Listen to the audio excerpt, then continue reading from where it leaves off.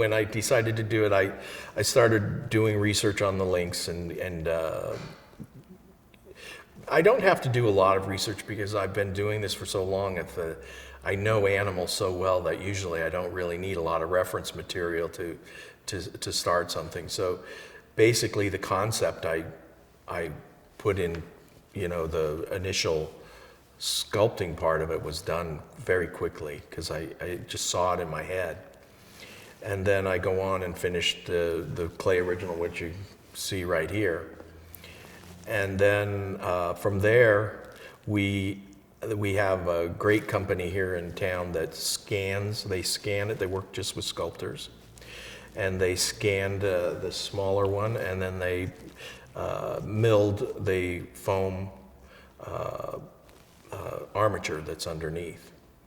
And I have them mill that so that I can put about a half an inch of clay over the top of the milled styrofoam.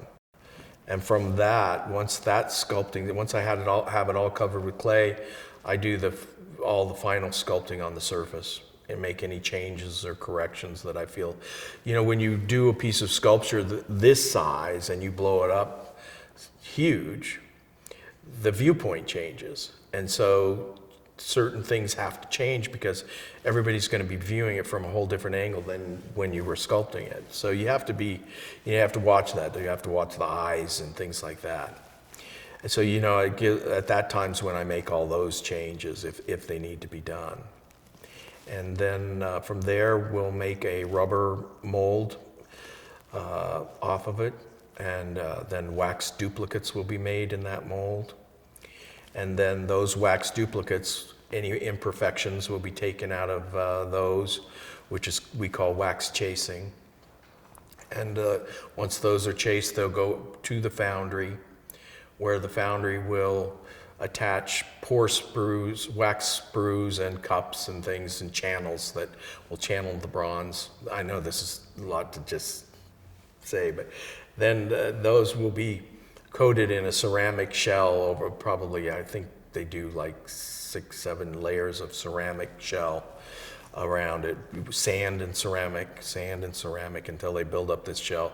And then once that's dried, it's fired, and then the wax is melted out and the bronze is then poured into the hot shell, and then the ceramic is broken off. And so the cap piece, my guess, will probably be, the lynx will be in about probably 30 pieces that will then have to reassemble in bronze. And then I have my people that grind the welds down and put my texture back in so that you can't see where the welds are. And then a patina will be put over the top, which is done with chemicals, cold and hot. And then once that's on, a protective coating is put on it to help in case it would, get some graffiti on it, or birds like to target them. I got interested in the CU Denver commission, because of my photographer, Marcia Ward from Denver. She's been a photographer of mine for about 30 years. And she showed the commission to me, and she thought I should submit to it. And I normally don't do commissions. I usually do speculative pieces. Every now and then, if they're special, like the cows were and things like that, I'll do it. But most of the time, I like to have total control over a project and stuff. And this one seemed like that I was gonna be able to do that. And so I said, yeah, I'll go for it. And I think it'd be neat. We met down there, and I went and looked at the site and stuff. And I said, let's submit to it. So we did. And I was really glad I did, because I think I had the idea of what I wanted to do as soon as I saw that space. And when I was standing there, I said, I know exactly what has to happen here. And I had read the prospectus and stuff and what they were trying to accomplish with it. And it just clicked, is that one of my larger than life-size animals has to be here. It needs to own this space. And it needs to be a place where people want to crowd around it, have their photograph taken, and be inspired by it, instill pride in the school. And I think the piece ended up doing all of that. And I think it's going to be something that the students or their family or their friends or people, anybody that comes to the school is going to recognize just how meaningful that is. And I think it's going to be something that the people are going to take with them for a long time. I really enjoyed getting to know the Lynx better through this project, and that's when, and I knew that they had done the reintroduction of the Lynx here in Colorado, and lynx are just really incredible animals. They move differently than a lot of cats. Their hip structure is different. Their hips are higher than their front end, and they have bigger paws for running in the snow. They're just really sort of built for very specific kind of hunting, and that's of the snowshoe rabbit. My whole thought process in creating Milo was to create a piece that had that strong vision or strong presence like the Sphinx does, and or the lions in front of the New York Public Library. I mean, it's a strong, makes such a strong statement, and that was my goal with Milo, is to when people saw it, they got it immediately. For every large piece, there has to be a small piece created, generally, in what I do. And I like to think of the smaller piece as like an architectural drawing would be if you're building a house. You in the small piece, you work out the majority of the problems. It's sort of like the blueprint. And most of the inspiration on a large piece happens in the smaller version, because that's what you've got to use to get there. And so the small pieces are always crucial. So, and then I'll look at a piece sometimes and I'll say, should this be big or should it be this size? And sometimes a piece will lend itself to being enlarged, and then sometimes a piece won't. I mean, it just doesn't justify taking it larger than life or whatever. So that's just something I usually do. If I'm doing an exhibition for a gallery and of all new works, I usually try and have a blend of smaller pieces and large-scale pieces. And most of those large-scale pieces will come from the smaller ones I create for the exhibition. To create Milo, the first thing that I had to do was create the maquette. And so once the maquette was created, then it went to the enlargement person. The enlargement person scanned it, milled the foam armature underneath. It comes back to my studio, where I then put the clay surface on it, which is about a half an inch of clay over the surface. I rework all the details, make any changes at that time. And then the mold makers come in, they'll make the rubber mold on the piece. And then from there, that will go to the wax pour. The wax pour will make the wax duplicates in that mold.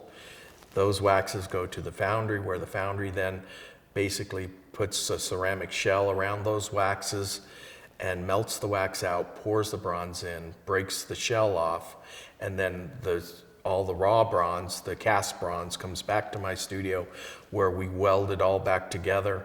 And once it's assembled, we use pneumatic tools and grinders and grind all the welds down so that you can't see the seam lines anymore. And then a patina is put over the top of that with a protective coating, and then it gets shipped and placed.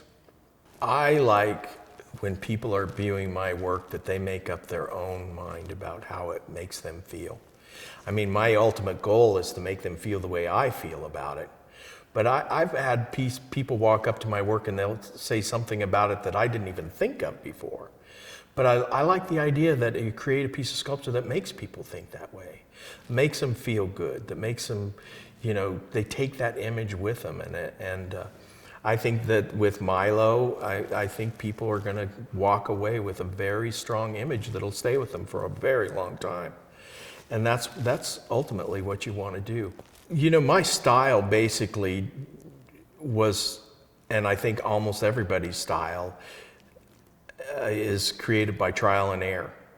I mean, when you start sculpting, and when I was teaching people, I would say, you know, you don't have a style. I would always have somebody say, oh, I have a style. No, you don't have a style, not yet. You sculpt and you sculpt and you sculpt and you sculpt, and you say, what do I like about that piece I just did, and what don't I like about that piece? And it just keeps developing and developing, and as it's developing, you're owning that piece. You're owning that sculpture. You're starting to create part of you, because it's developing because of your personality, the way you work, and so it suddenly begins to take on your personality, your vision, and you own it. That's, you know, I've always said, you know, I sculpt a sculpture of a bear, but there's something that's different about it, and that's because it's my bear. It's my vision. It may not be exactly anatomically correct, but it came from years and years of being inspired and working with things anatomically correct, and I grew my style from that. And it's you really know when you probably hit something that is identifiable by people from across the room. And when you finally get to that point, I mean, that's when you've actually developed a style. When somebody can walk into a room and they're across the thing and they say, that looks like a Dan Ostermiller over there.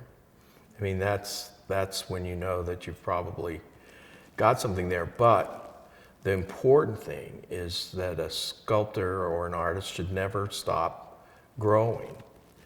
And so I constantly am challenging myself to do something different. I think creativity, that's what is so important in every aspect of life. You know, I say everybody has creativity. It's just about where you channel it, how you channel it. You know, you can be a creative garbage man, you can be a creative lawyer, you can be a creative. It's just that you look at something and you say, what's a different way that I can do this? How can I do this better? Or maybe not better, but different. And that's all that I do, is I just sit there and I think about an animal and stuff, and how can I make it mine? How can I make it different? And what, you know, how am I feeling about it at that time? And that has so much influence on it. That's what's so important about my studio here, is that I want to be in an environment that spawns creativity, my creativity. And so that when I walk into my studio and I start thinking about an animal that I want to do, you know, it's there. You feel good about it, and it grows from that.